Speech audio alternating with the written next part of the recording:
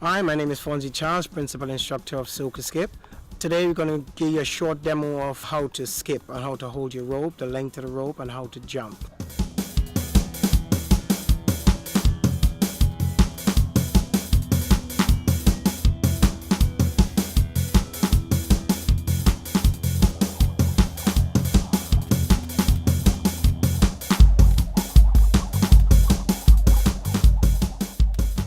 Hello everyone, welcome to Socaskip demo and we're going to go through the basics of skipping. So you're going to get when you get your skipping rope, when you go to your shop, when you buy your skipping rope or online, wherever you get it, your first thing you learn to do is how you hold your rope. And the correct way of holding the rope is by getting your arms around the base of the rope and your thumbs closer to the edge. So when you do this piece of motion, if you do this, you don't feel the rope going around in your wrist. By holding your thumbs here, that motion generates through your arms all the way up and you'll feel the workout. So this is what you do. So don't go here, fingers inside, thumbs at the edge, and you want it to be a light grip, not a heavy grip, nice and light. And this is your hand grip onto your rope. Secondly, you want to find the length of your rope. Now, as I said, this is too long for me. And I'll show you why it's too long, because if I started skipping, the rope will bounce on the ground and come up. So if I skipping and I go and hitting the ground, this is what will happen with the rope. You're gonna bounce back on me and you're gonna cut off. So you get a right length to your rope for your position on your hands. So I will put 2 knots into this rope, 1 on either side. And my arm will come back just about here. And my arm position when I'm here is about a 90-degree angle out to the side. Right from here, thumbs on the top, nice and light with your fingers. If you hold it too tight, you'll find when you're skipping for a length of time, your fingers start to get very tired and you start dropping the rope, you start getting caught on your feet. So now that I shorten the rope, I'll show you again. This is how it becomes easier to jump over the rope and you don't get caught and bounce back on you, right? And it's the same thing if you see when I jump, I don't have to jump this high to get a rope underneath my feet. You could jump that high later when we go into when you get more advanced with your rope and you're doing double skips and triple skips and knees up and all these different things, and you start doing twisting and crossing. But all for now, we want to get the basics in skipping. So you just need just a little centimeter off the ground. You don't need to go far. As you see, I'm skipping on grass. It's a lot more difficult to do it on the grass than when you're doing it on a wooden floor or on the tires or wherever you want to skip. So from here, your position of your rope is right here. Now, if I slow down, I will go into double skips.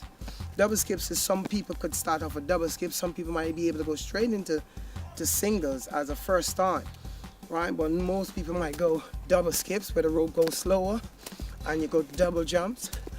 See me having a double bounce in the bottom, right there. Some people might be able to go straight into singles, but you go a little bit faster with the rope. And you go right here and your rope is just tipping the ground, just a little motion. I'm relaxing to my shoulders so I'm not tense up like this, holding my arms in. You need to be relaxed and a nice fluent motion right here. Once you get comfortable with these motion, you could always advance onto that. Yeah, so this is your basics in your skipping motion, and then we could move up a little bit more. And an easier one to go into after doing straight up is knee lifts.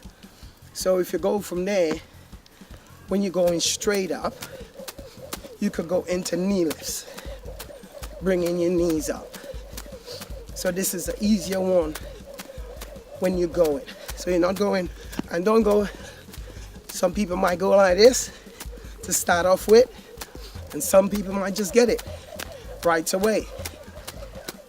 So this is your motion you go into, and we could always advance from this. Like in Socaskip, we have probably about 25 to 35 different variations of skip, but this is the basics of skipping.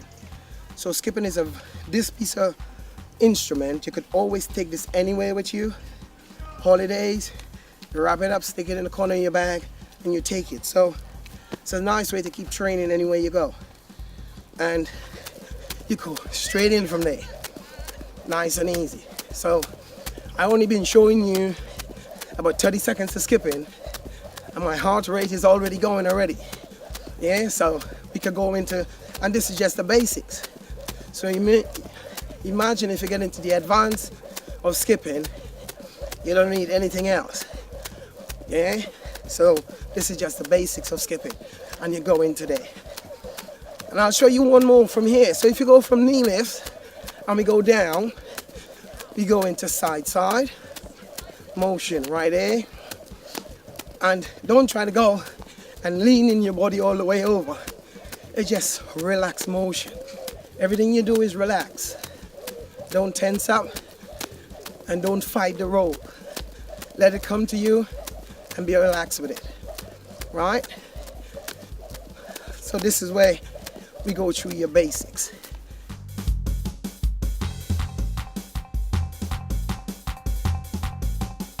Right, so this was just the basics of Socaskip, just teaching you the basic of skipping really, and skipping goes across everything.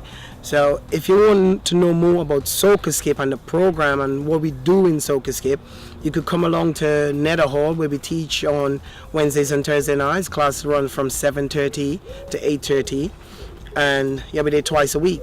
So once, if you're around Cambridge, or even though you want to come down into Cambridge one day and try it out, you could visit us there, or you could visit the website and see what Socaskip is all about. You will have all the explanation on top there. I hope you enjoy it, and I hope it be beneficial to you to get into skipping. Hope you enjoy the video. All the best. Thanks.